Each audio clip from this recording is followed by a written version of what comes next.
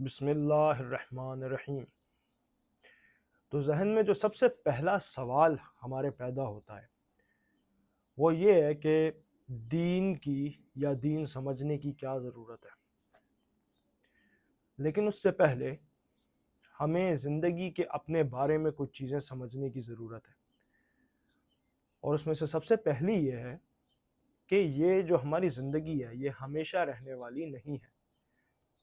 ہم یہاں اس دنیا میں بہت تھوڑے سے ٹائم کے لیے آئے ہیں، اور ایون دو ہمیں لگتا ہے کہ ہم ابھی جوان ہیں اور بہت زندگی باقی ہے، لیکن یہ زندگی بہت ہی تیزی سے گزر جائے گی، اور بہت ہی جلدی ہمیں پتہ لگے گا کہ یہ ختم ہونے والی ہے۔ تو پھر جب زندگی ختم ہو جائے گی تو پھر ہم کہیں اور چلے جائیں گے۔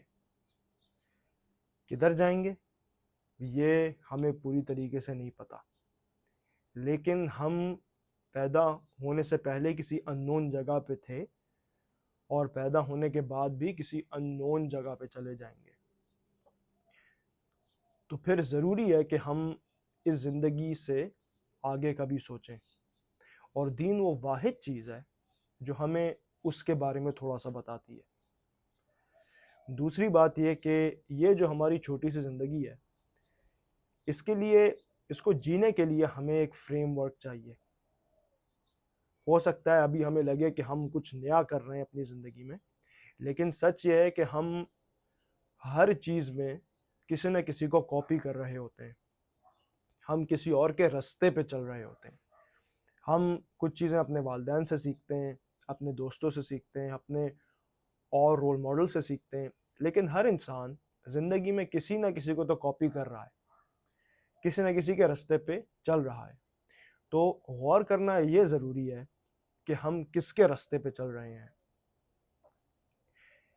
تیسری، جو دوسری سے ملتی جلتی ہے، وہ یہ کہ انگلش میں ایک کہاوت ہے، Those who stand for nothing will fall for anything۔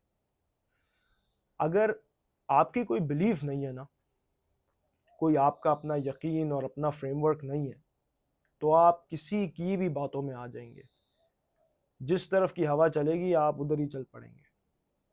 تو ہم نے اپنے اندر ایک فریم ورک کریٹ کرنا ہے کانشیسلی، تاکہ ہم ہر کسی کی باتوں میں نہ آئیں۔ چوتھا، اور یہ والا سمجھنا تھوڑا سا مشکل ہے، لیکن جب آپ دین کو کانشیسلی اپنائیں گے نا، کانشیسلی، اور آپ کو دین سمجھ میں آئے گا، تو اس دنیا کی بہت ساری چیزیں جو ابھی آپ کو نہیں سمجھ میں آ رہی، وہ آپ کو سمجھ میں آنے لگیں گی، اور زندگی آپ کی جتنی بھی مشکل ہو، اگر آپ کی سمجھ میں آئے نا زندگی، تو آپ کو لگے گا آپ کنٹرول میں۔ تو اس وجہ سے دین وہ چیز ہے جس کا مقصد آپ کو اس دنیا کی حقیقت سے قریب لے کے آنا ہے، آپ کو بگر پکچر دکھانا ہے اس دنیا کی۔ یہ ایک وجہ ہے۔ اور آخری وجہ ہے جسے فلسفی میں کہتے ہیں پاسکالز ویجر۔ پاسکال جو ہے وہ ایک فرینچ فلاسفر تھا، جس نے کہا تھا کہ اگر آپ خدا اور آخرت کو نہیں مانتے، یعنی آپ اس دنیا کے بعد ایک زندگی کو نہیں مانتے، تو آپ اپنی قسمت داؤ پہ لگا رہے ہوں۔ اور اس کا مطلب یہ ہے کہ فرض کریں کہ اس دنیا کے بعد کچھ بھی نہیں ہے، اور آپ دین اور اصولوں کے ساتھ جیتے ہیں اور مر جاتے ہیں، اور ایک اور انسان ہے جو بغیر دین بغیر اصول کے ساتھ جیتا ہے اور وہ بھی مر جاتا ہے۔ اب آپ دونوں مر گئے، آپ دونوں مٹ گئے، تو آپ کا کیا نقصان ہوا؟